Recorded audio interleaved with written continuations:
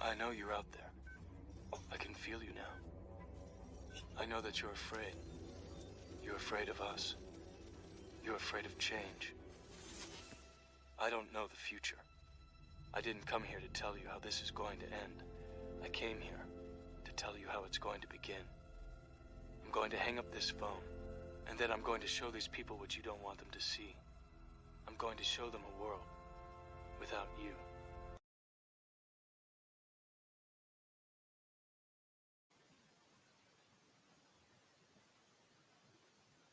What's up, everybody? I'm Fu. I'm Main One, and we're Unplugged, a show where we discuss and share our perspectives on an array of topics from an unfiltered, unbiased, and unplugged point of view. I'm gonna try to fix my light now. I apologize. I'm on another device. I ain't on my computer like normal. Oh, you not?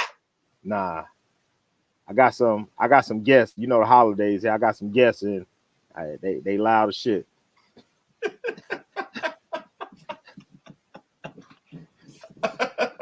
Yeah. Damn. Yeah. I mean, it is what it is. Let me I need to be sharing this real quick, but I start to show off on a lighter note. Every single time I come on this show and I say to everybody about my golf tournament, this, that, whatever, I either played like dog shit, or I played like elephant shit, or I played like dinosaur shit. Mm-hmm. Played bad. Y'all know I've been putting in work, practicing, this, that, whatever. And I can honestly say that it finally paid off because I won my first tournament. Yes, sir. This yes, is sir. the trophy. I don't drink. So, you know, this is how they made it. This, that, this ain't nothing going in this motherfucker. Ain't nothing going in this. Ain't nothing going in here. But it says U.S. Am Tour. Then they got the golf course where you played and the flight that you're in. And it was a culmination. Like I said, what's up, Ken? Ken, if you want to come on the show, you're more than welcome to just hit me up and I'll send the link. I've been working hard. If you know anything about golf, then you never want a 3-putt. So if you hit 3-putt, 4-putt, that's bad. I won this tournament by one shot. I shot an 87, and the person behind me shot 88. And I had 1 4-putt and 2 3-putts. So at one point when I was out there, I was like, yo, if these fucking putts bite me in the ass and I lose this tournament, I'm going to be mad. But it didn't matter. I played that good to have that happen 3 times, and I still won. So that's telling me when I play my best, I'm going to keep on winning without a doubt. Yo, why don't you just get one of your sons to bring you a lamp? Yeah, I'm gonna do that. I'm gonna do that in a second. And mind you, so for everybody out there, please put the city and state that you watching from, because we want to do our best to make sure that we link people up who got the same type of mindset and things like that. I know y'all probably wondering where the title came from. Oh, actually, did you watch the movie, nigga? I watched what you was talking about. I didn't watch the whole thing. I watched what you was talking about. Nigga don't bootleg the shit just to watch that shit. I just wanted to hear the conversation, and we'll talk about it. We'll get on it. And see, I went. I really didn't want to go see Wakanda Forever. I'm serious. I didn't want to see it because I didn't know the direction that they were going to go in, number one. And it wasn't appealing to me. I knew about the what's the name? I knew about the so-called villain and everything like that. I got it, but I just didn't. It wasn't something I really wanted to go see like that. Like I wasn't pressing like the first one. But then when I talked to my girl, when I talked to my woman, and I was like, we can go see it. Why not? And honestly, the movie was okay. But the conversations between Shuri and Namor, it hits you like a ton of bricks. Now you talking about now you talking about the conversation they had when she went to his world and he was telling her, "Yo, this is my plan." Blah blah blah. Yo, same shit. It's like he mirrored the same shit that Killmonger was saying. That's to a degree. That's one thing. But the biggest thing about it was he was explaining exactly what we deal with. So he was like, when they get sick of whatever, hold on, y'all. I gotta take this call. Hold on 1 second. Matter of fact, don't worry about it. I just text her. Give me 1 second, y'all. Give me 1 second. Give me 1 second. 1 second. I apologize, y'all.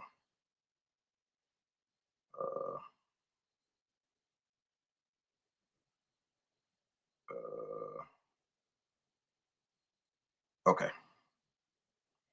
So the shit that's crazy is that Jermaine brought up the Killmonger aspect of it. I didn't even think about it like that. That's not even where I went with it. What I thought about was you had two separate groups of people. One of them, they said, went through the shit that we went through. Okay, granted, no problem. But what he said was, you've already come across them wanting to come for the resources that you have, and they're gonna come. So why is it that we don't combine with each other and we'll be good? That mirrors what we deal with right now. Mm-hmm. So what ends up happening? What ended up happening in the movie? The two most powerful groups were fighting each other. It's just like us. It's always us fighting us, and the other group wins in the end. Mm-hmm. But when we rock with each other, we can't be beat. It's literally impossible. And I was like, oh shit. For me, once I heard that shit, I didn't even care about the movie. I was like, that's all I needed to get from it right there. Mm-hmm. And I gotta give Ryan Coogler some credit because he has to do a Marvel movie. The shit has to be all the way up here. That motherfucker is throwing subliminals like a motherfucker if the right person catches it. Fuck the movie, fuck the box office, fuck the money, damn the all that bullshit. Fuck all that shit. What can you take from the message? And we got to start doing that shit because they putting it right there in front of us. It's the blueprints, it's all of that shit. And it's like, damn, why the fuck people can't get this shit? That's the thing that kind of gets me, and it bothers me that motherfuckers, they just miss the big picture all the time. Mm-hmm. Yeah. I mean, that the without even seeing the movie, just seeing that part right there, and I saw the other part when she went to the ancestor realm and her ancestor was Killmonger, and you try to figure out, well, why was her ancestor Killmonger? Well, because she always thought, even in the first one, she was the one thinking outside of the box. She was always, different from T'Challa, so to speak. So that Namor character, when he was saying what he was saying to her, it resonated with her. But just like when you say something to certain people, to like our people, and it kind of goes against their ideals, they kind of they know it's right, but they don't want to go with it because they want to look out for everybody. Like some of us, we want to look out for every other group except for our own. We worrying about what happens with, well, you want to kill the whole world? Yeah. To stop them from coming and taking our shit. Yes. Yo, kid, same offer. If you want to come on the show, text me. I send you the link right now because the conversation that we're gonna kind of go into tonight, along with the guests that's probably gonna be jumping on, it's gonna get real tonight, like for real. Today, I want to segue to this real quick before we kind of get it in. If y'all haven't seen it yet on social media, I got this particular shirt made right here. Y'all see the front.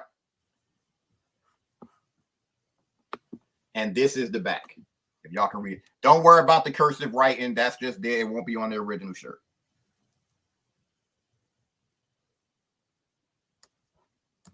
So I've been rocking it. And the response is amazing. You got people looking at you sideways. See me, of course, I got asshole tendencies. When I see people with masks, I do my best to like walk in front of them so they can see the back. I do my best to do that shit. But obviously, if I do that, I can't see their face. Right. I do it on purpose, especially when I'm in line at a store. So I want them to see the back. Today, when I was leaving Target, big dude. There you go. I introduce him in a second. Big dude with a Spider-Man shirt on and some fucking fatigue shorts. I was like, damn, it ain't that warm. But I was like, that's a real one. He got on shorts. It ain't even 60 degrees out this bitch. He was like, yo, I really, really like your shirt. I said, if you like the front, you're gonna love the back. He was like, yo, where you get that shirt from? So that's exactly how he said it. Right. I got it made. He's like, well, how much is it? I said $30. He was like, I want one. I was like, what, you like a 3X? And he said, yeah. I said, but the issue is I'll get your information, but I'm not getting these shirts made until I get 100 orders. Because to me, that's just the way I think. I'm not just going to get them made. I get the wrong sizes. People want this. Let me get 100 people. Tell me your sizes. I can rock out like that. Easy. That's the way I want to do it. So if anybody wants one of these shirts, put it in. I'm not going to say put it in the comments because, you can. Put it in the comments the size that you want. Put how many you want. And or text me the same thing. As soon as I get 100, my man waiting for me to get these shits made. This is the caveat to those shirts, though. When we get these shirts, we need to wear them on the same day. We need to wear them on the same day. Make like a hashtag or something like that. Take a selfie and flood social media with that bitch. Hands over, like without a doubt. And it needs the hashtag probably need to be facts over feelings and fear. Period. Like make it that's easy. So it's refreshing to meet people who got the same mindset. Now let me go to another segue with the shirt that I have on. I told you about this already. Yeah. I'm at the like the farmer's market or whatever with my mother last week. I got this shirt on right here. Y'all know, not another Tuskegee experiment. I'm walking out. Where you gotta go, you gotta valet your ticket or whatever. It's 3 people standing there. 2 dudes, one queen, and she got a fucking mask on her face. The 2 dudes like, yo, I really, really like your shirt. She said the same thing, and I laughed, and I said, I just find that strange that you said you like my shirt, but you got that mask on your face. People, family, this is what she said to me. I can like your shirt and still believe in science. When she said it, it took everything in me to walk out because I wanted to go in, but I'm like, it's no reason to go in.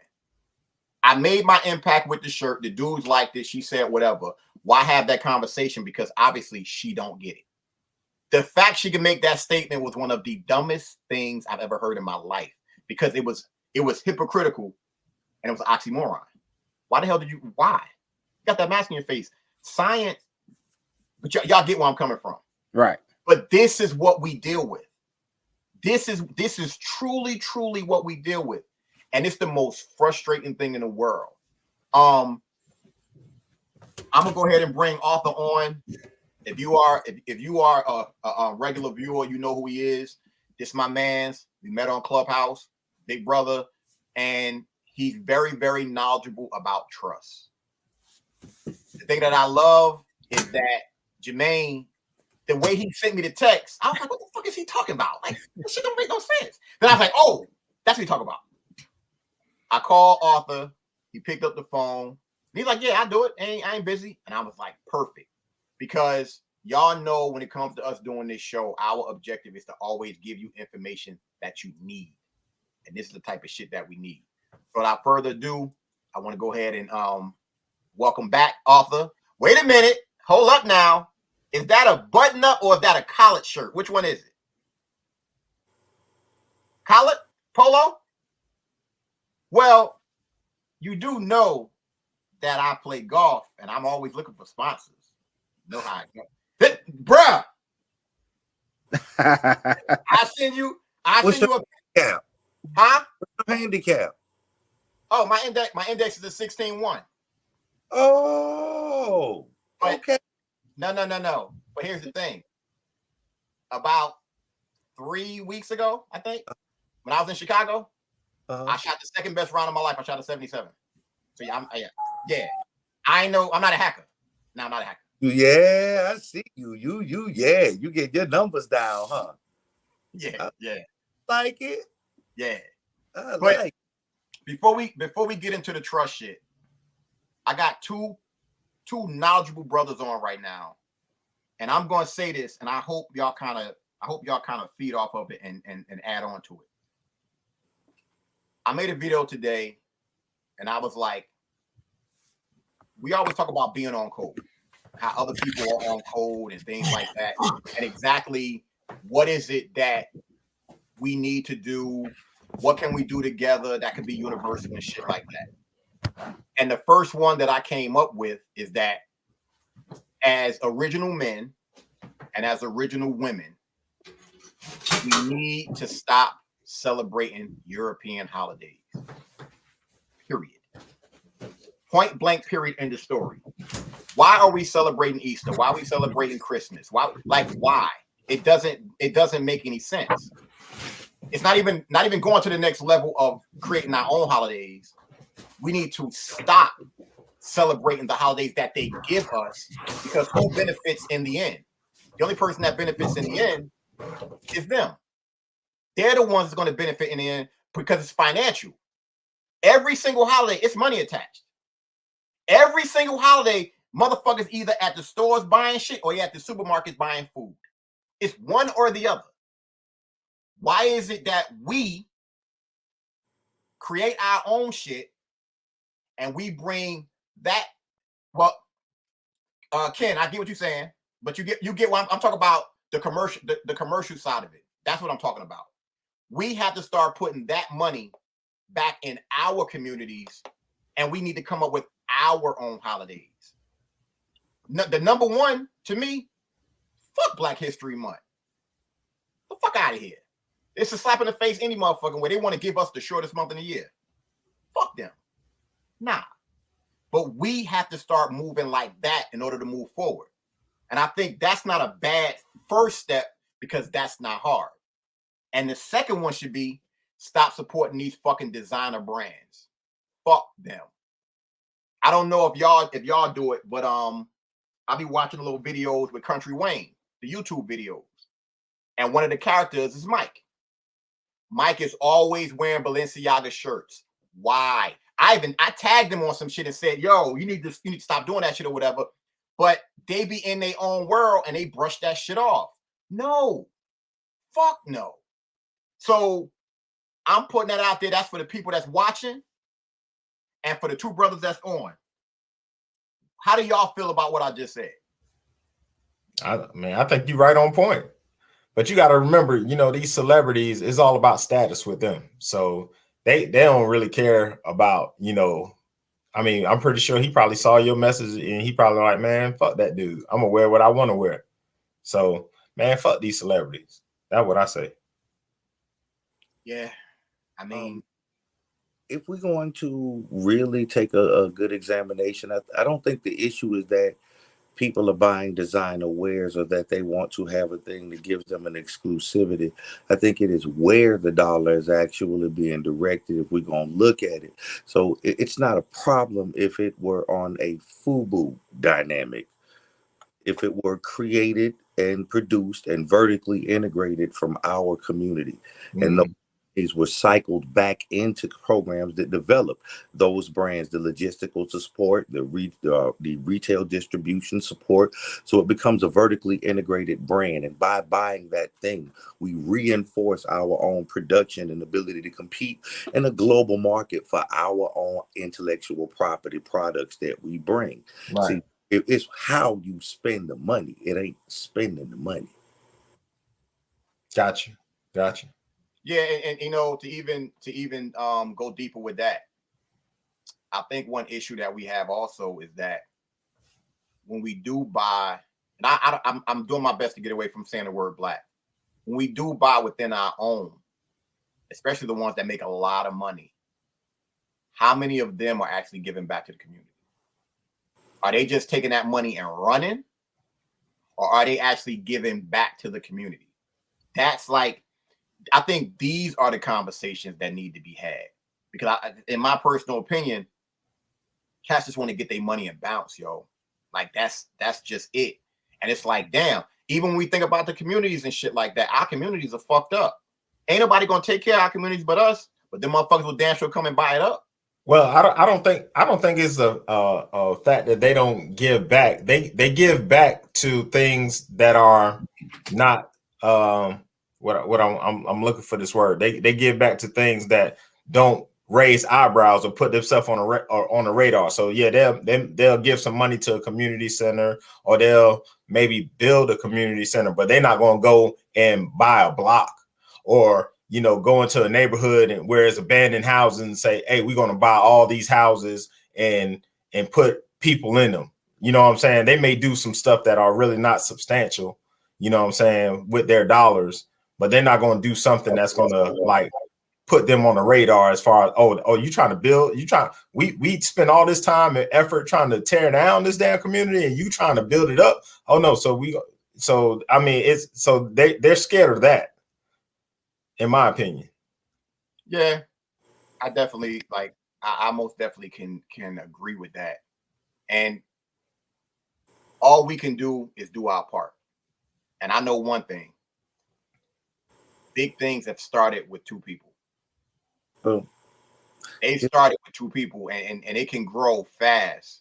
And go ahead, Arthur. Okay, if we're going to examine this, we got to again take a fair look at what's going on. In community, the word gives the inclination to what it really means. It's a common unity. So the reason that we have hoods and a few neighborhoods is because the vested interests of the people in that area. How many people are vested as families in that place that they live? See, when you are invested in a thing, you care for it differently. Then you cut your grass. You making sure your property value go up. You're going to insure that thing. You're going to make sure that area and that neighborhood grows and becomes a thing that you can benefit from. Right. So what it looks like when you have 10, 15 people who are in this situation in that area. Now you have community, because the things that drive them and their political actions, the thing that drive them and their accesses and their services they want, is because there's a commonality. So we have to create these commonalities, and they're really based on family.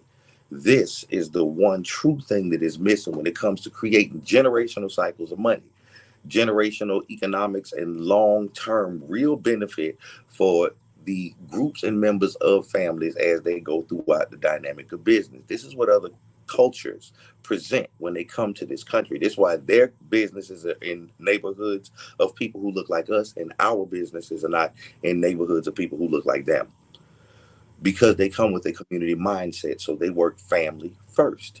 And I know this is very hard for a lot of our people to get around, because we have been taught not to trust each other, taught not to work internally. They have taught us that nepotism is a bad thing. Meanwhile, in real time exercise, we see when Donald Trump is elected to president, he hands off the leadership of all of the companies he has to who? His children. I thought y'all said nepotism was a bad idea. Right. You feel me? They showing you it ain't a bad idea. Right. Tell you it is. So it is based on the families working intergenerationally, and I say intergenerationally because that's really where the keys to it is. So the elders in the family present unique dynamics and knowledge and wisdom that is supposed to be passed through the generation that is actively moving, building, and acquiring, through to the beneficiary, the youth, who is going to be on the one who receives all of the things from the elders and the ones who are actively building and growing. You see what I'm saying? Yeah. These things are tied together in a way that even the elders could consider what your intellectual property itself is worth. Uh, Anybody hear a new song from Patti LaBelle in the past 5 years? Anybody? Nope. No, but I bet she sold pies every year. Mm. Intellectual property, the recipe, the formula, the brand, the image on that pie. So now it becomes a passive stream of income based on her name association, based on that recipe. This is what Coca-Cola is. As a matter of fact, these things are usually short-term leases. Let me let you know. When you go to the store and you buy your cola, you buy your beer, buy you a drink, it's a short-term lease, because once you drink it and piss, it's no longer in your possession. Sound like a short-term lease to me. Yeah. You are leasing is the mix, the dynamic, that how long it took to age it and what kind of barrel it took to make that Jack Daniels. That is what you're paying for. So this thing inside of the families is actually a source of long-term generational wealth, but it has to be put under a structure. It has to be organized so that the one doesn't blow the money first, that there's protections in place, because even if they want to strictly be a creative and make a thing, there is a legal dynamic that covers them. There is a medical dynamic that covers them. There is a dynamic, because if you look through your families, we have a lot of these things already present. Somebody is in the medical field, somebody is in the legal field, somebody is in all of these different fields, engineering, and every other number of fields. But families are disjointed and don't work together. Y'all see what's going on here? Yeah. I agree. I agree with that. Oh, it's ways to fix it. It's ways to fix it. But that's a good segue into why we wanted you to come on the show too. Because I'm going through a situation. I think I've been knowing you for about a year or so, maybe about a year, a little over a year when we met, when you came on the show for the first time, and I actually met you on Clubhouse. But we were talking about the trust, and I said, Yeah. I was supposed to be starting it, but we gonna talk on the back channel because my mom, unfortunately, my mom passed in this November, and she did have a will, but Okay. when you don't know better, you don't do stuff the right way. So we're going through probate. I'm going through the probate situation Right. right now. My dad passed in 2020. We never probated his stuff. So I had to I had to probate his stuff. Then I had to probate her stuff. I Yes. had to get my brother, even though in her will, she left me the house. You still got to get his signatures on everything. It has to be, now the house has to be put in all of my siblings' name. Yep. So it's four of us, and the good thing about our dynamic is we ain't fighting over shit. Me and my siblings, we good on that. So Okay. that's the great thing about it. But it kind of makes things harder. When it's when it's in four other people. So if we were wanted to sell, everybody would have to agree to sell and all that stuff. Which we're not trying to do that, but it just causes a whole lot of mess when you don't have everything in order, like you were just saying. So that's one of the first orders of business. The first of the year is I'm going to start my trust. Okay, excellent. I would definitely advise everybody who's on here, who's listening, who will see this later, get yourself involved in the dynamic of trust. Start to develop your knowledge of how it works. We got to remember we're working in what they call a predatory society. It's predatory. They pick on the elderly and the youth. They pick on the elderly and the youth. And then anybody who is weak or just wandering off. Ain't that Mm-hmm. If you're weak, you're wandering off, you're old or you're young, that's where the predators come in. So we've got to make sure that our families and the dynamics, the generations who are connected to us laterally, who come before us and who come after us, are protected in these dynamics. So I want to bust down the dynamic of how the trust really operates, because I don't think it's a lot of people understand what's going on when it comes to these things. There is a trust on top that it owns literally everything. It owns everything. The people don't own anything. The family members don't own nothing. Donald J. Trump don't own nothing. He don't own nothing. Robert Kraft don't own nothing. The Koch brothers don't own nothing. The trust owns everything.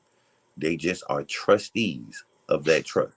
So what all does the trust own? They own all the real property, all of the intellectual property, all of the land, all of the trade instruments and dynamics, all of the stocks, bonds, and all of this stuff, all of the exclusive rights, copyrights, patents, and trademarks. The trust own all of that. It owned the companies, the corporation that is Coke, the corporation that is McDonald's, the corporation that is Trump, that is owned by the trust.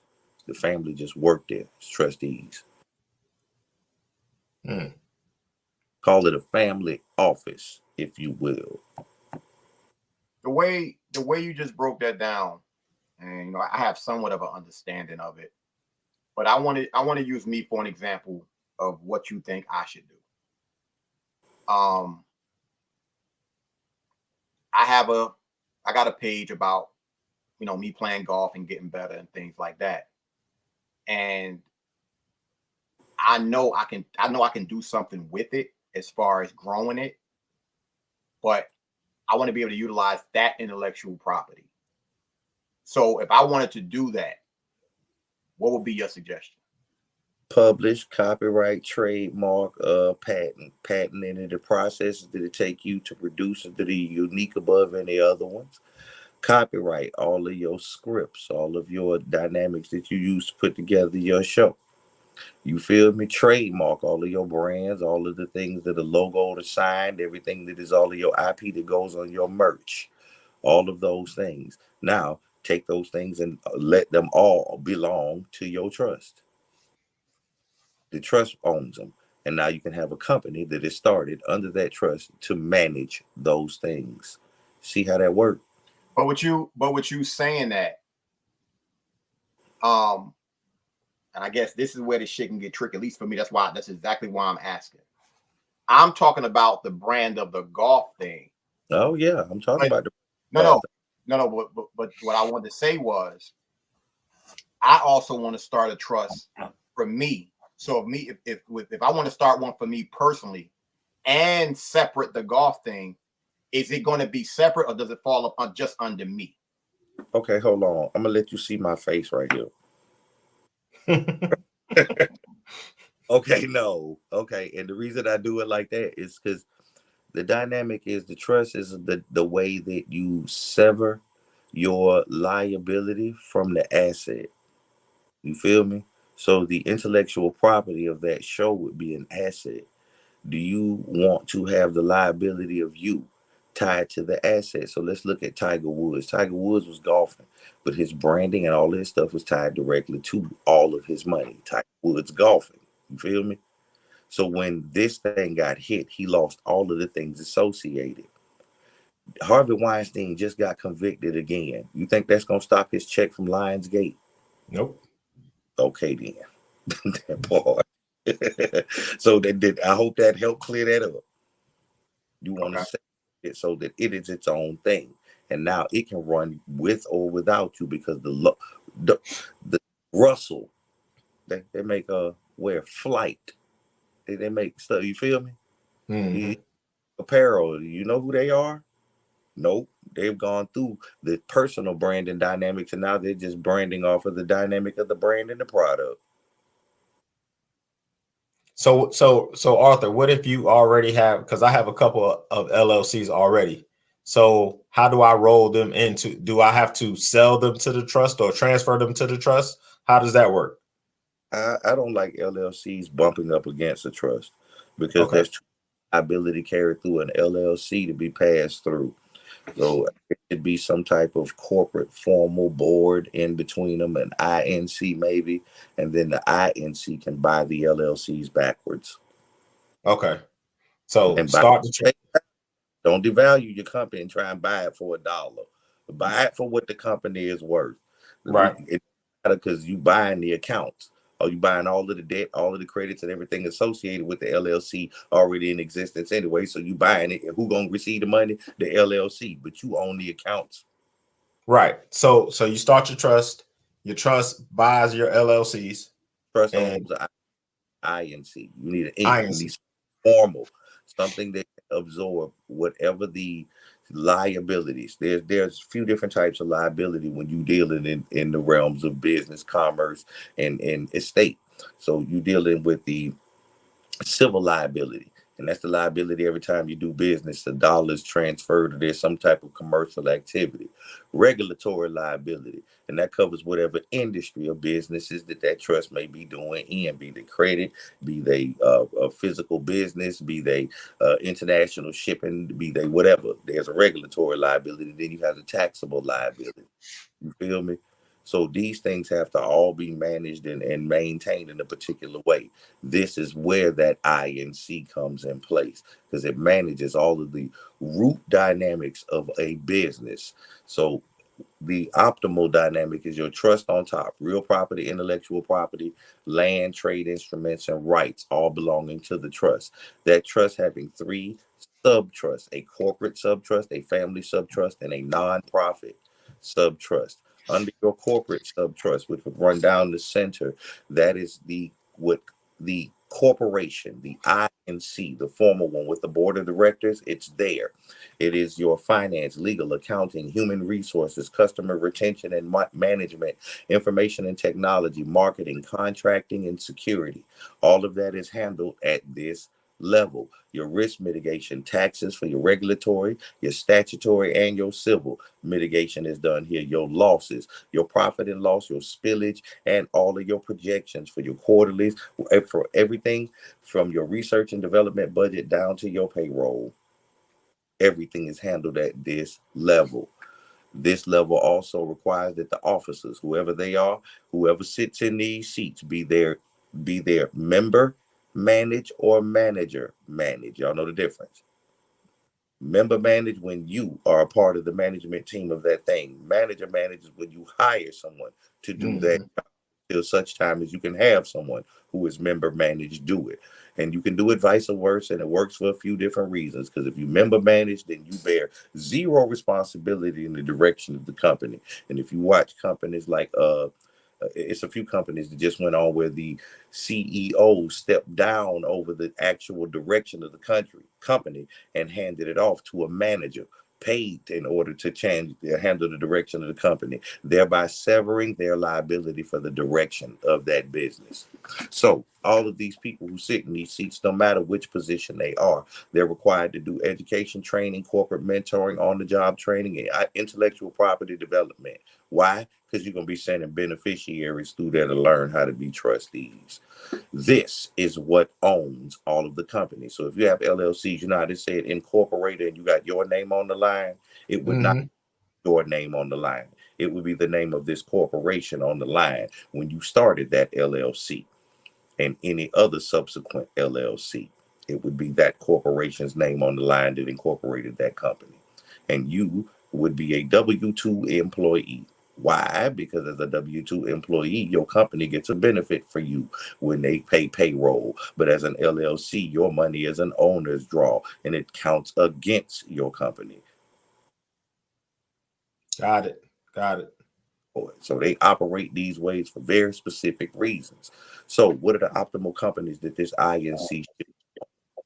Real estate and real estate development, agriculture and farming, construction and contracting, plumbing, plumbing, electrical and HVAC, transportation, logistics and maintenance, entertainment and publishing, healthcare services from birth to death. That's from the cradle to the grave, ladies and gentlemen. Food services. There should be a dynamic by which there is incentivized politics, law and legal representation, science, technology, engineering, and mathematics. Those things should be extremely enforced inside the family because that's going to make sure the money keep coming in the future. And banking, credit, and finance. You do not have to be 100% vested at those companies under the corporation, but you should at least be vested under a partnership. Why? Because if you're a partner in this thing, it will serve to benefit the core corporation rather than some third party. Am I correct? Got it. Under the family subtrust, there's a dynamic that you're going to have babies born that come in. They're going to need to be trained. They're going to handle and manage the dynamic of their birth services, their early childhood development. You better believe it. You don't think little Donnie Trump they was watching his third grade test? You don't think they was paying attention to his development when he was coming up to find out what strengths and weaknesses he had and how the family can develop and incentivize those things so that it can benefit? Come on, now they paying attention to all of that. His Right. K grade education, that thing is monitored. The family can literally, under this trust, have a curriculum of their own that they can hold another third party curriculum up against and either supplement the education for or completely do away with. And hopefully you can incentivize someone in the family to fulfill the roles of the education of the members of the family under the trust. So now those kids, they go to school, but it's just one of their aunts, uncles, cousins that is teaching the classes. And it is the family that owns the school. I want, but with everything you saying, I want to put this out there based on the last time that you were on this show. We had you on before. We had you on with Outlaw, and he was talking about the being your own bank, that particular insurance policy.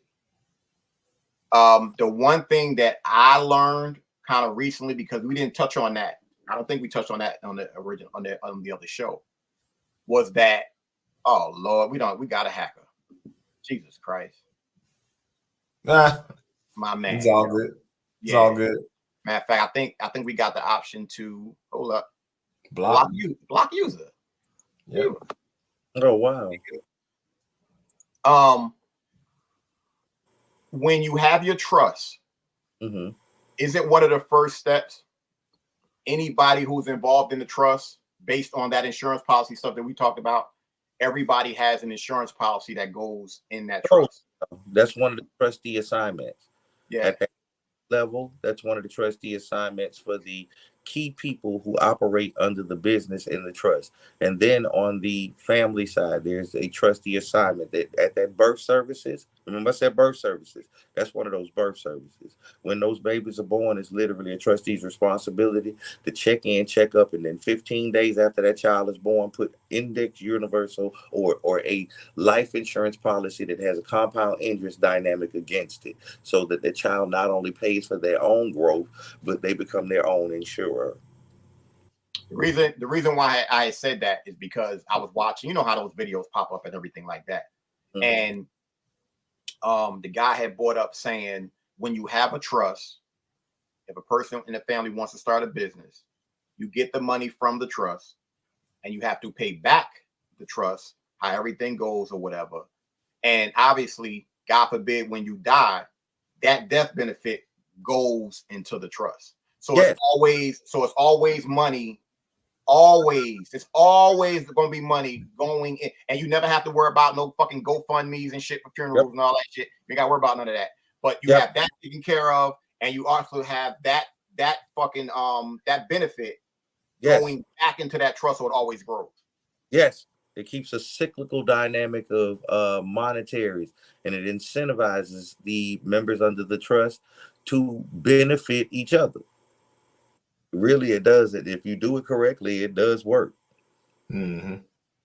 Because they don't ever have to really worry about predatory loan dynamics or high interest rates. They don't have to worry about any of that.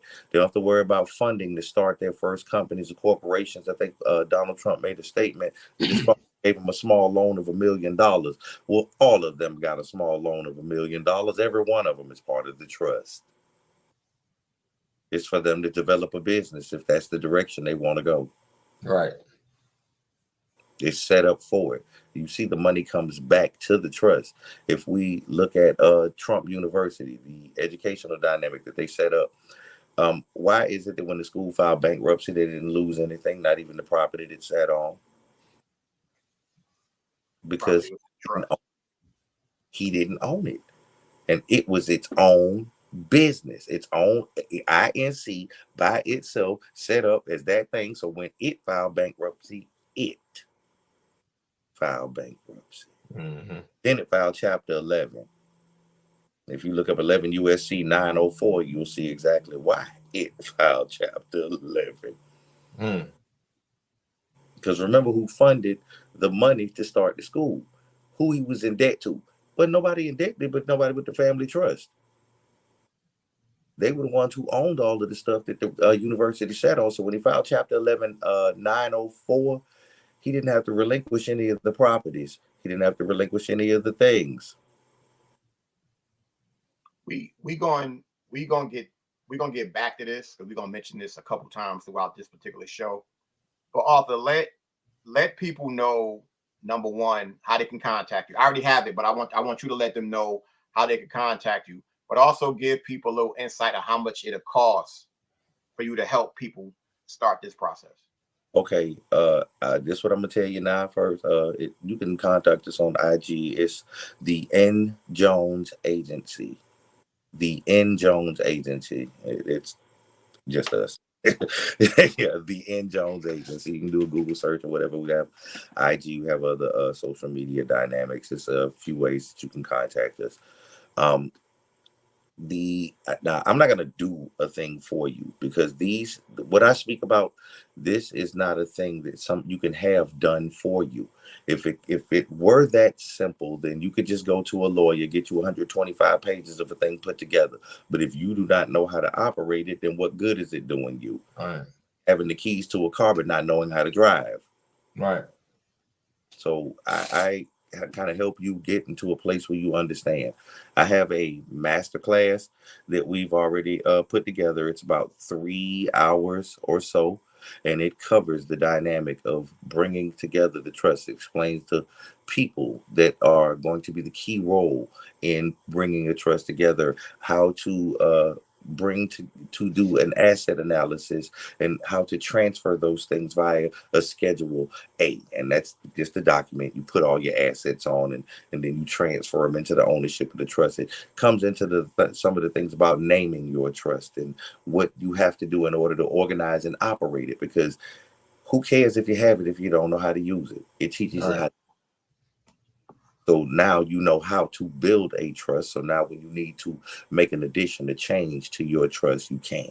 You don't have to go to somebody else and pay them all kinds of money, being on the hook for somebody to keep jerking you along over and over.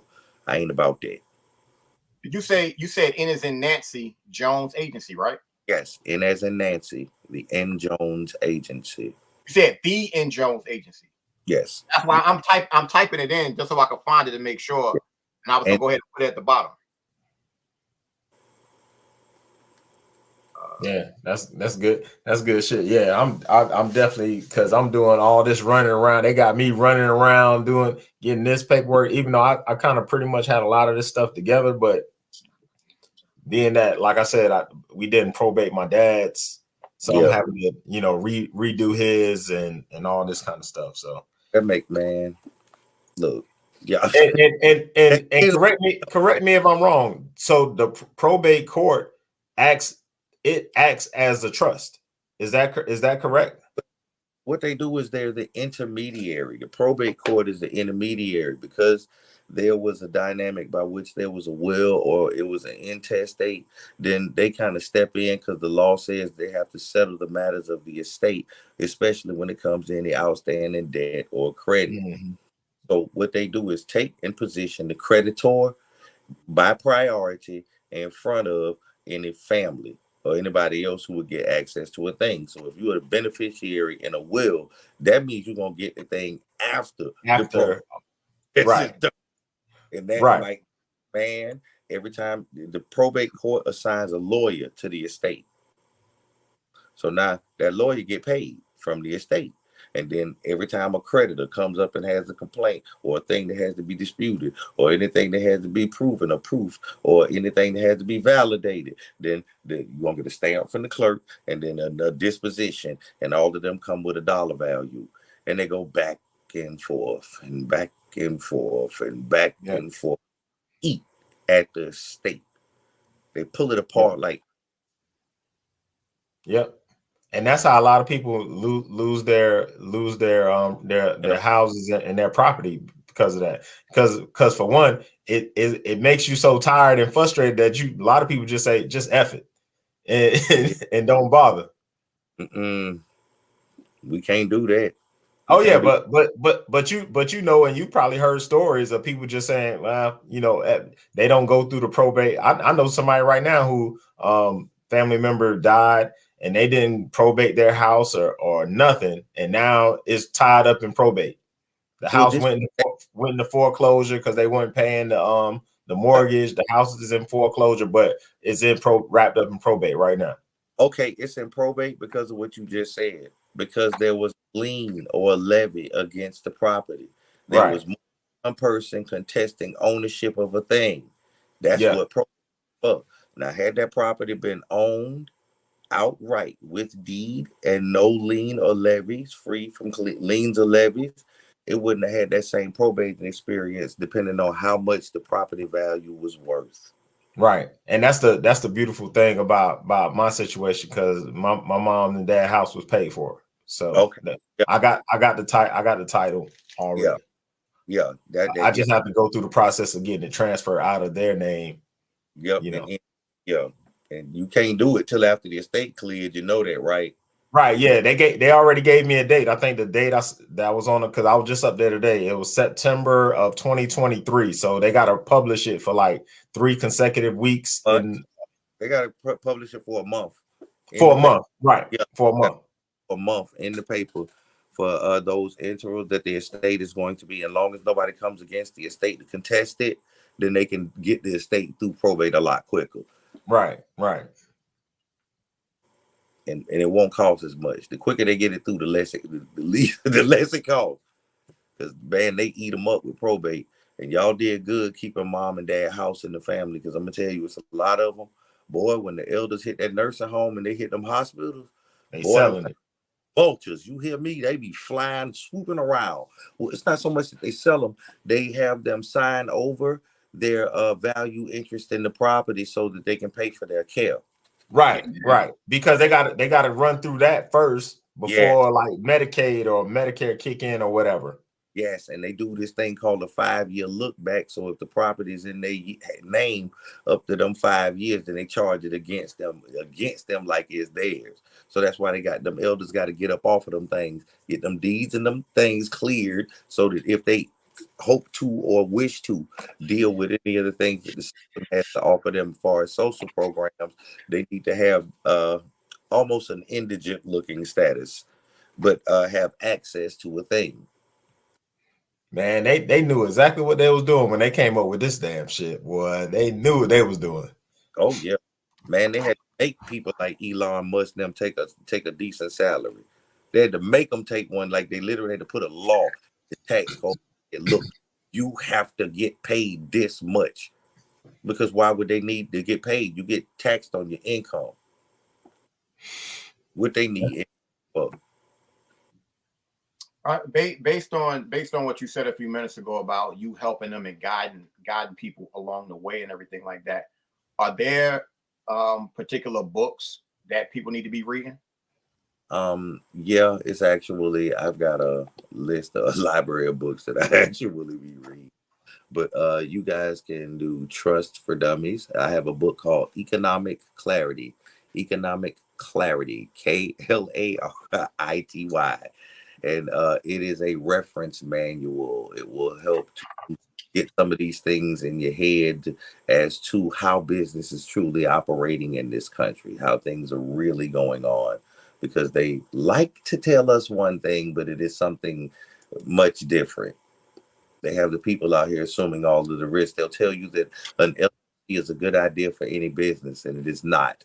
LLCs are a sub company. A LLC is a dynamic by which a company may divide its liability depending on a product or a dynamic of business that it is operating in. Let me explain. Remember when Johnson and Johnson got sued for their baby powder? Mm-hmm.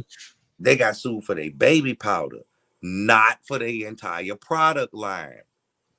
That's why the baby oil was still on the shelf. The petroleum jelly was still on the shelf. All of the other products were still on the shelf because those are LLCs. Mm. Okay. You feel what's going on? They Yep. busting it, splitting it to kill the liability. so that no person can be held at a place where you're going to find them liable. Not as long as they're doing business properly, the insurances that are on the company and the product or the product line will pay for whatever damages.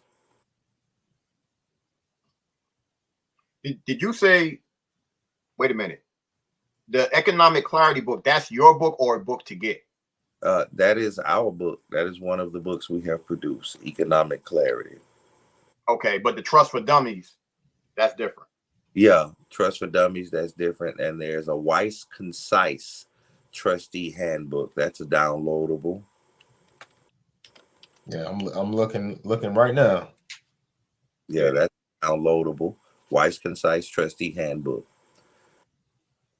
There are actually another one I like is Powernomics by Dr. Claude Anderson. Oh yeah. Yeah, we on that one.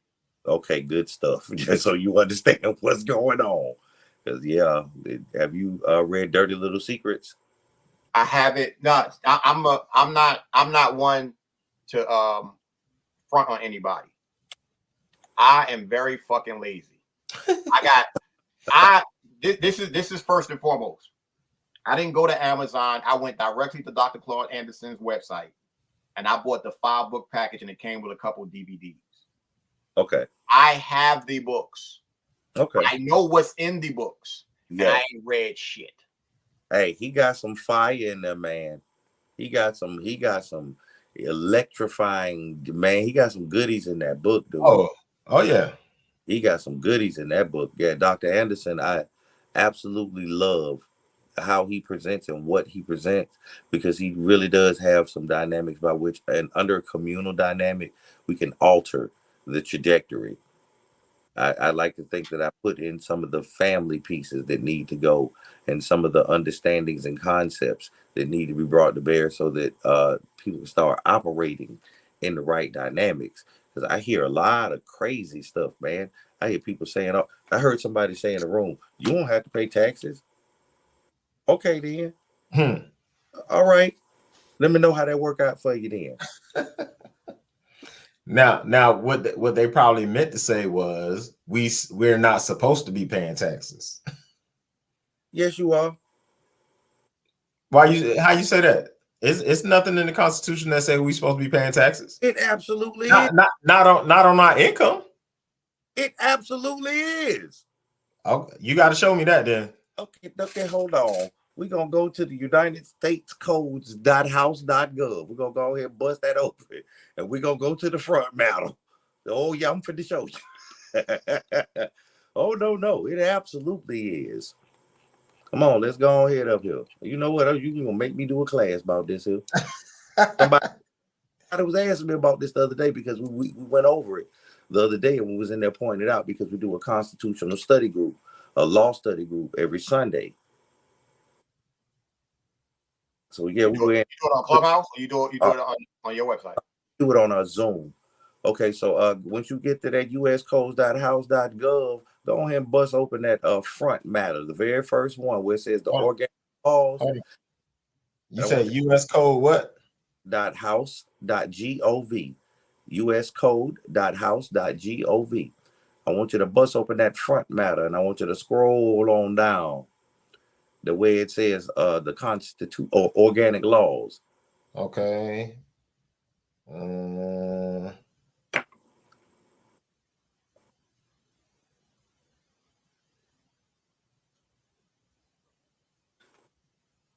I see where it says browse the United States codes. Okay, yeah. Now right under there, the first one, it'll say front matter. Pop that open, and it'll say laws. All right, and you said organic. You see that? Yep. All right. All right. So we're gonna open up the Constitution. See that? Constitution of the United States. All right. All right. So scroll on down. We're gonna go to Article 1, and we're gonna go down to Section 3. That's first.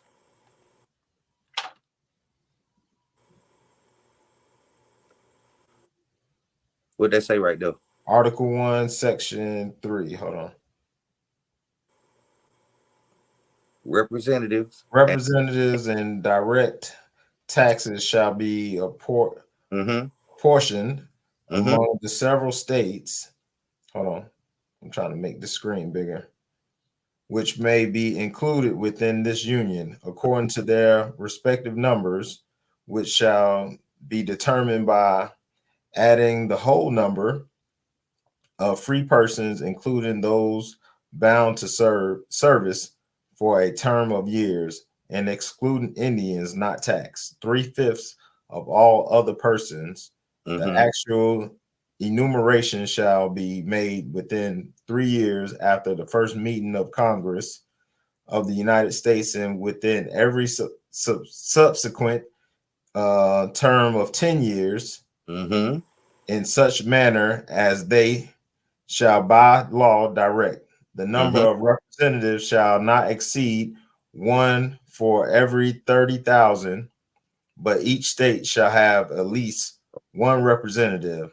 And Okay. until, huh? All right. Okay. What?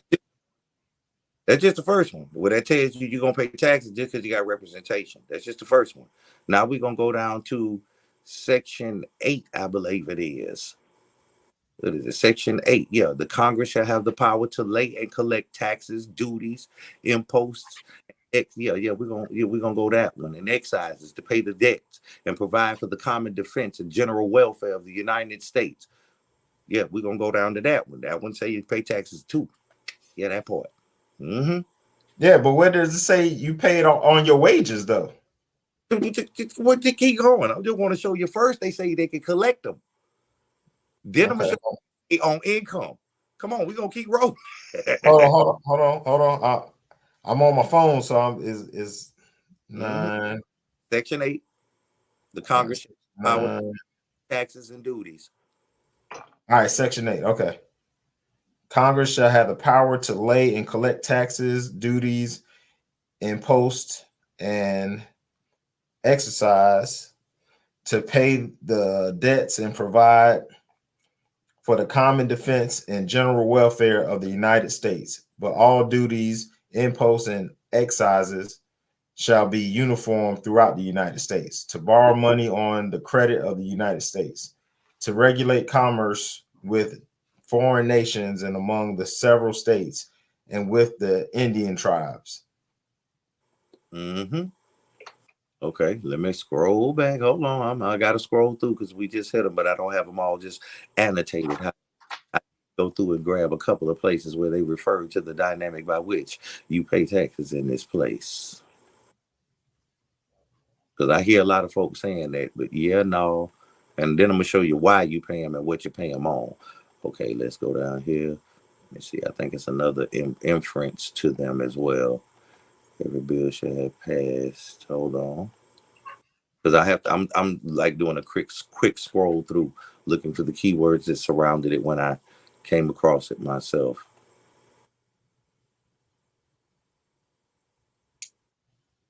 That's the capitation monies, nobilities, treaties.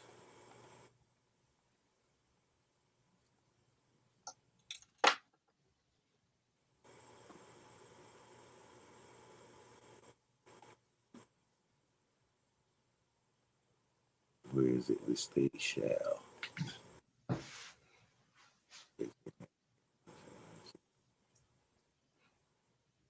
Well, we can end it right there. The IRS, it says there is no constitutional right to refuse to file an income tax return. Yeah, that's just one of them. Then we can go down to if you go back over to the title page of it and go to Title 12 and go to Section 411 of those titles under that United States Code.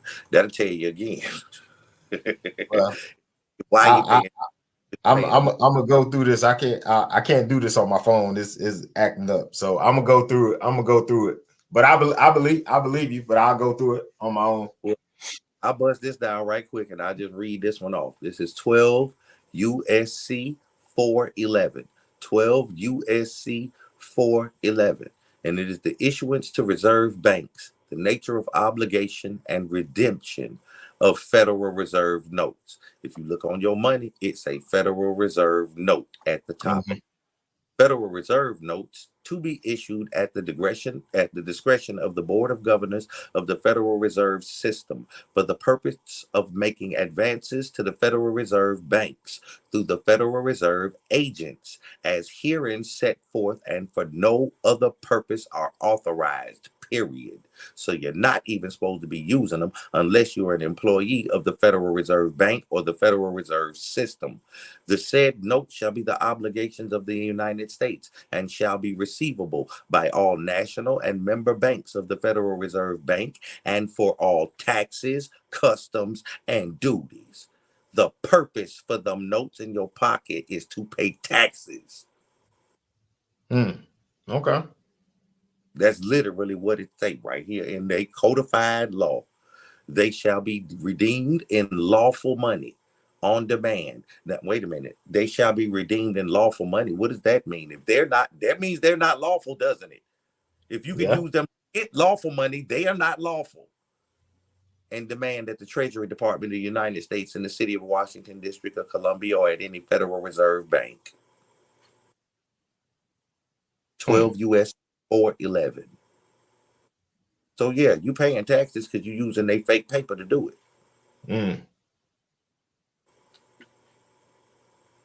And this is the downfall of being a W-2 employee. Well, it's the dynamic that you're going to operate in commerce, and the way they operate in commerce in this place is with that fiat. Yeah. If you don't think if billion-dollar corp, you don't think if Warren Buffett could pay zero taxes, he would. You don't think if these billion-dollar zero taxes, they would. Yeah. Now, I think they can get real close to it, but they still pay something. Yeah. That's how this works. I would advise everybody that you can do whatever you want to, but I'm gonna let you say what it say, and they will absolutely let you sign yourself up to go to prison. Yeah. They do it all the time. They will let you sign up for prison. I know it's a lot of folks out there putting batteries in people's back saying you ain't got to do this and you ain't got to do that. But guys, look, which way is it better to be? On the side of caution. Yeah. My goal is to pay as little as possible. That's my goal. Tax avoidance is legal. Tax evasion is illegal. That's the one that send you to prison. Mm-hmm. And remember, you can definitely do it. Donald Trump paid $750 in taxes and got access to billions. It's how you set up the structure. It's how you operate, where you work at, what you make is income. Passive income is taxed at a different rate than W-2 income. Those are different rate. They tax differently. Artwork ain't even taxed. Oh my God, what? Yeah. Play with me now. Come on, dude. They move different. You got to move different in order to get the same taxable dynamic. As a matter of fact, again, we're gonna go back to Donald Trump. Didn't he say the tax system got all kind of loopholes in it, and I absolutely use them, and you ain't gonna change them because the people who vote for you use them too. Right. That part.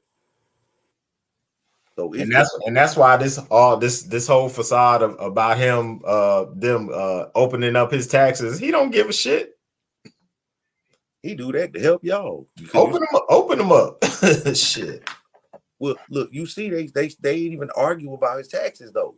That wasn't the thing that they brought out there. They talking about some paperwork he took from one of the agencies back to Mar-a-Lago. They talking January the 6th. They're not talking about his taxes. Right. I find all that shit comical. It is. I was having a conversation with my mother, who had a conversation with her sister, which is pretty much her her oldest sister. Mm-hmm. How her and my uncle just sit around watching the news. And she brought up January 6th to my mother. And my mother said to me, she was talking to me about how those people stormed the Capitol. I said, Mommy, they didn't storm the Capitol. It's a public building. They walked in. They just walked in deep. There's no such thing as storming the Capitol. Everybody can go in there. It's a public building. She's like, but the way they did it still storm. I said, no, they didn't. That's what they said they did. Mm-hmm. They walked in. They were actually invited in. But the media puts the spin on it and makes it seem like it is what it is. So, To each his own. It is what it is. All I can do is shake my head, yo. Now, would I have wanted to be there that day? Hell no. Fuck no. But they ain't storm shit. I'm just going to say that a lot of people really should read the Constitution for the United States of America. They should read the Constitution for the state that they live in. Read them documents. I promise that you'll be surprised, man. A lot of people, they've only read part of it. They haven't read the guts. It's some guts in there, man. Them things got teeth in them. Mm-hmm. All trying to defend you, but you don't know what's in there. So people walk all over you. This is how they walk all over folks. And the people set this stuff in stone. They set it down like this for a reason. And what's the saying said? Is no something about ignorance of the law? It's no excuse. Right. Romanus Maxus. Ignorance of the law is no excuse. Right. You need to know what the law is. If you knew what the law, boy, if people knew what the law was. Right. And how it's still stuff on in some states, it's still stuff on the books from the 1800s, the 1700s. Okay. Still on the books. Ain't never been amended, changed, or nothing. You know what? Do this right here. Go look at your administrative penalty in your state constitution. Go see what your state constitution says about administrative penalties in your state.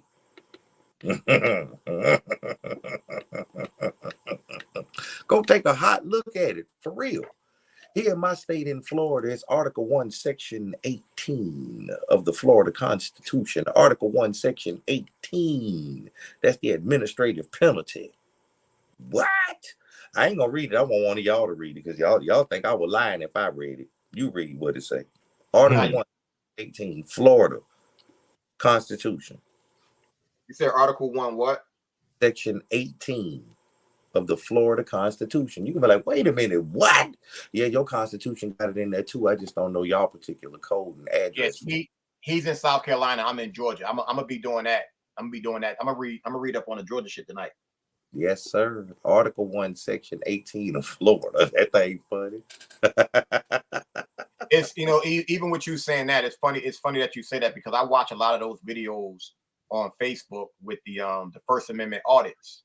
Mm-hmm. And to watch those and to hear how assertive these people are, and they're having these interactions with cops, and the cops, they have no idea, none whatsoever, of what the law is. And then when you request a sergeant, I've seen sergeants come, I've seen lieutenants come, and I've seen captains come. I've even seen chiefs come. They don't know. And when they don't know, and when they get called out on what the law is, their biggest phrase is, are you the feelings police or are you law enforcement? Which one is it? Look, you know what I tell them on both dynamics? Neither one of those have anything to do with your constitutional oath to perform. Say what? Article 1, Section 18 of the Florida Constitution, administrative penalties, and I quote, no administrative agency, comma, except the Department of Military Affairs in an appropriately convened court-martial action as provided by law, comma, shall impose a sentence of imprisonment, comma, nor shall it impose any other penalty except as provided by law, period. So I ain't the brightest light in the room. Are you pretty much saying the only person that can put somebody in jail is the military? That's what our Constitution says. So the only way a person around here goes to jail is a facsimile of a military procedure that they sign off on a contract for. Wow. But based on what you said, does that pretty much mean that the fucking police the Constitution? No. What I'm saying is based on what you just read, that's pretty much saying in Florida, if a motherfucker's locked up, if they weren't locked up by the military, they need to be let out of jail. I ain't say nothing. The law said it. I ain't say nothing. The law said it. However, remember the Constitution says you have an unlimited right to contract. So if you sign up to go, And that's on you. ding, ding, ding, ding, ding, ding, ding, ding, ding.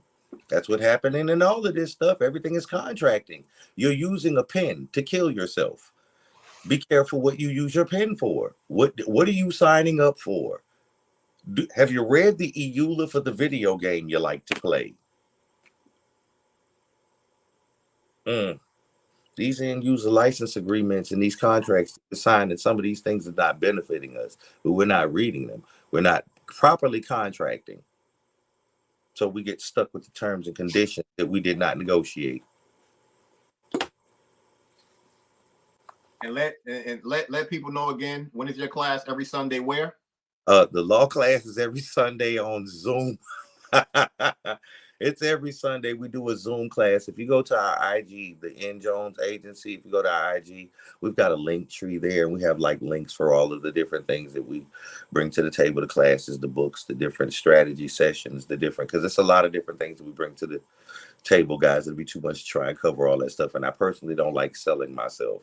I would much rather give you the information that you need in order to affect some change. That's dope. That's dope. And that, I mean, it's perfect that you did come on tonight, because these are the conversations that need to be had. Yeah. And it's crazy because most people don't think of how important these conversations are. Because I saw something today. I kind of knew this because we have a friend of mine that comes on the show, April Prayer. She talks about it because she has a t-shirt that says "Shut up, lawyer up." And I heard a lawyer say today that the people that, you know, her law student, her law class or whatever may get mad at her, but she said when you get harassed by cops or whatever, however it goes, she said you ask them, "Am I detained?" Yes, sir. That's all that you don't say anything else. Am I detained? And then after you, if they say yes, you say, "I want to call my lawyer." Well, this the thing. You say, "Am I detained?" And then if they say yes, it is Miranda. First, you want Miranda. You want Miranda before you call your lawyer. And there's a reason you want Miranda. Oh, okay. So Miranda rights say what? What does Miranda say, guys? You have the right to remain silent. Anything you say can and will be held against you in a court of law. Mm-hmm. You have a right to an attorney and not to be questioned without your attorney present. Right? Right. Now you exercise. You want your attorney and your right to remain silent. And they can't ask you for any other thing, can they? They can't ask you for your ID. They can't ask you your name. They can't ask you where you're going. They can't ask you crap. They must justify everything they have with a reasonable, articulable suspicion from that point forward. Mustn't they? Because you can't talk yourself into jail, can you?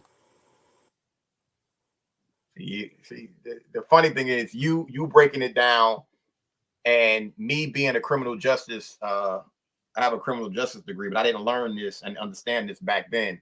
And like I said earlier, I have asshole tendencies. So for me, this is the type of shit I'll be on. Like and especially watching those videos and then hearing this and knowing the people that I know. Anybody who knows me, they know I'm passionate, and I'm gonna start getting hyper, and I have to learn how to turn that shit down to just be like, "Am I detained? Am I detained?" Mm-hmm. But you're saying after they say yes, are you gonna request for them to give you Miranda rights? Absolutely. Okay.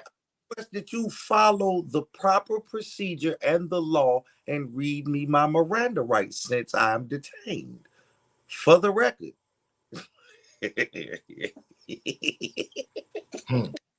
Oh boy, no, I got some goodies for that right there. Are you kidding me? I got almost a walkaway lawsuit. You might better be on your P's and Q's if you are a public official. That is a warning. Public officials, please do your job. Do your duty to the best of your oath. That one that you took to uphold the Constitution and the laws, please do that. Because the people are learning and your butt will be held responsible. Yeah, the one thing I always hear in the videos is that you go ahead and do what you're gonna do and lose your qualified immunity. Yep, there you go. That's exactly what happens because qualified immunity only attaches as long as they stay within the scope of their lawful duty. And the minute you step outside of the scope of your lawful duty, you no longer have qualified immunity.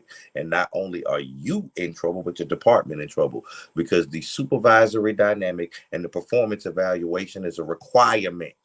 So that means somebody signed off and said you had the knowledge and the ability to do the job. And now they're negligent because you don't.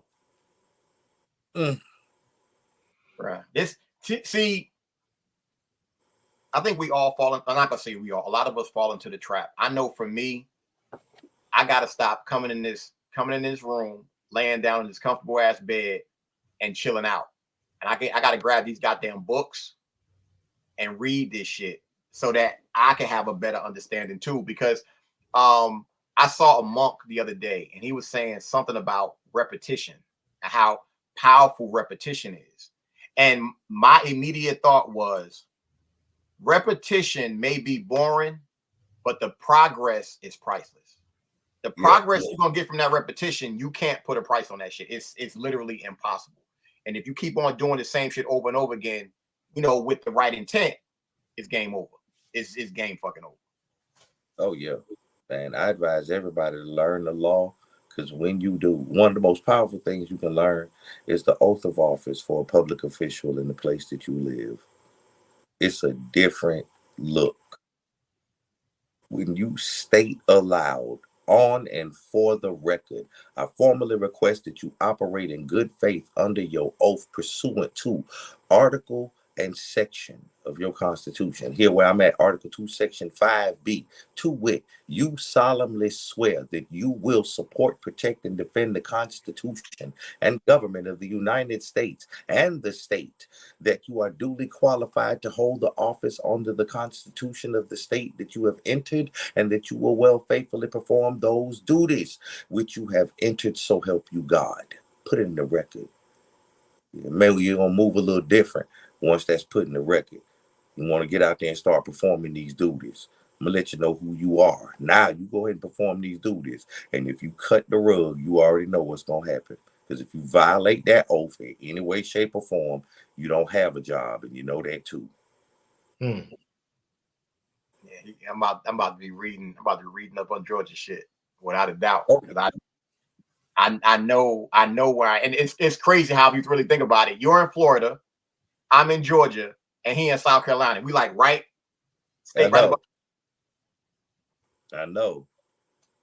Dude, man, I got some, man, look, I got a good one. When they pull you over with that foolishness, you ask is about the lights, because you know they have to turn the lights on. So is there an emergency? For the sake of the record, is there emergency, and am I involved in that emergency? No, I actually watched the video, and this is, I mean, you probably would know this, and I did want to kind of touch on this. I watched a video earlier of a Moor getting pulled over, and when the Moor got pulled over, he was saying, "I'm not driving, I'm traveling, and since I'm traveling, I don't need license plate. I don't need a license plate on my car. I have my identification. This car is my property. I own it." And he was having a back and forth. And then the cops were saying to him, "Well, you have to have a registration. You have to have a driver's license. You have to have this and this, that, whatever." And they were saying, "Well, you think you're a sovereign citizen." He said, I never said anything about being a sovereign citizen. Wait, bro. Is there an emergency? No, that's the first thing. That's the first thing he said to him. Am I involved in that emergency? And can you identify the emergency? And then when they start saying all that other stuff, you go, "I formally request that you operate in good faith under your oath pursuant to Article and Section, to wit, give them their oath. So help me God. Now, it is my duty to inform you pursuant to here in Florida. It is 316.271, Section 6. Lights and sirens should not be used except in response to an emergency call or the immediate pursuit of an actual or suspected violator of the law. Am I an actual suspect in a violation of law?" And for the sake of clarity, you are affirming that I'm in violation of the law? And if so, you're competent to interpret that law. Cook like bacon. He better watch what the next thing out of his mouth is, because what happened is I just introduced Rule 702 into query. And what'll happen is when he open his mouth, I'm gonna get excited utterance. And when he say he's capable of interpreting the law, he is cooked, because a tag is not a law, it's an ordinance. Bye-bye. Gone. He can't have his job, not a whole apartment finna have to retrain. I don't have a problem. I ain't even finna get out my car. I ain't finna have to. I ain't finna show you nothing. I'm going to roast you. And the further down the road you go with it, if this does, his next step out of his mouth is not a dynamic by which he puts himself into the right standing at law, he gonna get cooked worse. Notice the principle is notice the agent. Notice the agent is notice the principle. You're formally hereby put on notice according to 5 CFR 2635 101B. That is the Code of Federal Regulations for a public servant. And then Article 2, Section 5 and 8 of the Constitution, as well as the Statute 112.311, subsection 6. So now I got you on the federal, I got you on the state constitution, and I got you on the state statute. Where you going? You running anywhere?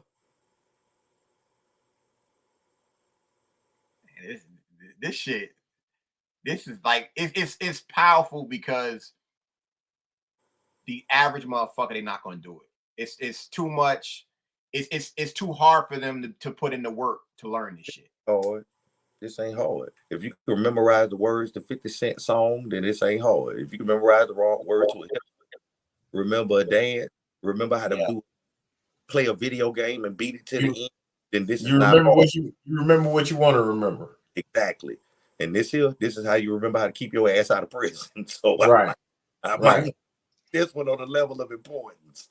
Yeah, I got some more studying to do. Yeah, I need to study some more law shit. Yeah, rip your law apart, man. Rip your law apart. Federal, state, municipal. Because the municipals, them ain't never ordinance. These people are code enforcers, acting like they really law enforcement. Right.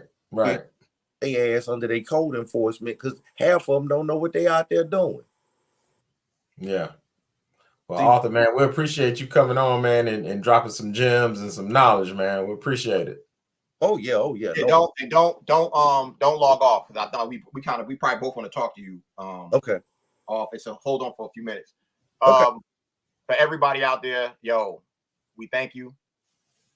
This gonna go down as another one once you sit through it and actually listen to it. Maine, I'm laughing because I'm just looking at the background like he made this shit work tonight. Like he had to do what he had to do. Make sure you share this video. Also hit me up with the size of the shirt. If you want one, like I said, that's the front. Hold up. I always get the angles mixed up. Okay, there we go. That's the front. That's the back. And mind you, y'all, this right here is hurting people's feelings. Like this right here is fucking people up. And I loved it. So hit me up if you want one. We'll see y'all. We'll definitely see y'all next week. We appreciate all the love and support.